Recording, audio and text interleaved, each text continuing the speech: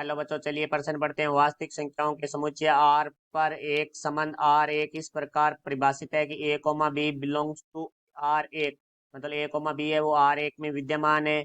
और जो हमारा आर एक संबंध है वो है एक प्लस है ए बी बड़ा है शून्य से, जबकि a comma b belongs to R अर्थात वास्तविक संख्याएं हैं ए और बी। सिद्ध कीजिए a comma b belongs to R एक और b comma C belongs to R एक है, तो a comma C belongs to R एक है। सत्य नहीं भाई, हमें प्रश्न में दिया गया है कि ये दोनों चीजें हमारी सत्य है। पहला ए कोमा बी और बी कोमा सी आर एक में है, तो हमें बताना है कि ए कोमा सी आर एक में नहीं है।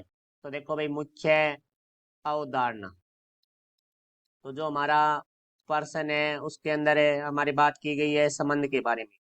तो देखो भाई यहाँ और बात की गई है वास्तविक संख्या आर है, वो होता है हमारा वास्तविक संख्याओं का समुच्चय।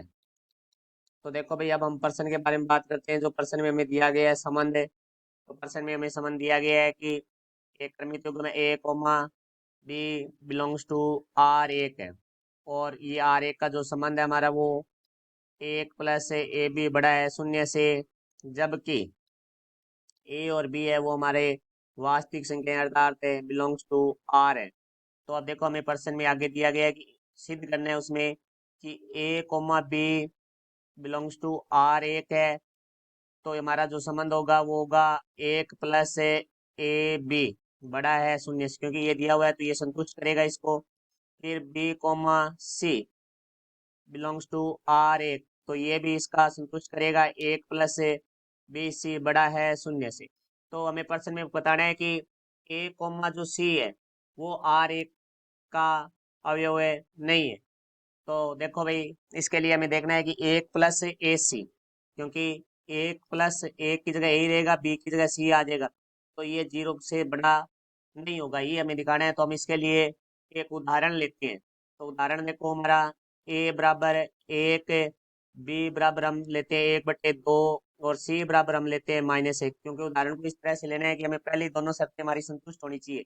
तो पहली शर्त है हमारे पास a comma b belongs to R एक, और हमारा जो संबंध था एक प्लस ए बी बड़ा है शून्य से। तो देखो यहाँ मान रखेंगे एक कोमा एक बटे दो। तो अब इसको चेक करते हैं हम, ये हमारी शर्त संतुष्ट हो रही है। तो आर एक देखो, यहाँ से एक प्लस एक गुणा एक बटे दो, तो बराबर आ जाएगा एक प्लस एक बटे दो। तो ये बराबर होता है हमारा तीन बटे दो के, जो कि शून्य से बड़ा है। तो ये हमारी बात सत्य है। उसके बाद अब हम बी और सी के लिए देखते हैं। तो बी की जगह हमारे पास है एक बटे दो, और सी की जगह हमारे पास माइनस है एक। तो इसके लिए हम संबंध देखते हैं। तो एक प्लस बी की जगह एक बटे दो आ जाएगा, सी की जगह माइनस एक आ जाएगा। तो इसको यहाँ से हल करेंगे तो हमारे पास एक माइनस एक बटे दो, तो एक बटे दो आ गया, जो कि हमारा शून्य से बड़ा होता है।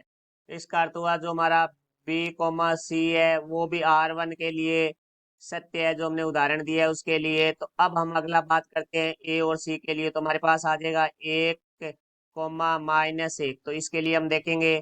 तो एक प्लस ए सी होता है, तो देखो ए की जगह एक हो जाएगा, सी की जगह माइनस एक आ जाएगा। तो इसको हल करेंगे तो एक माइनस एक बराबर है शून्य आ जाएगा, जो कि हमारा शून्य से बड़ा नहीं है।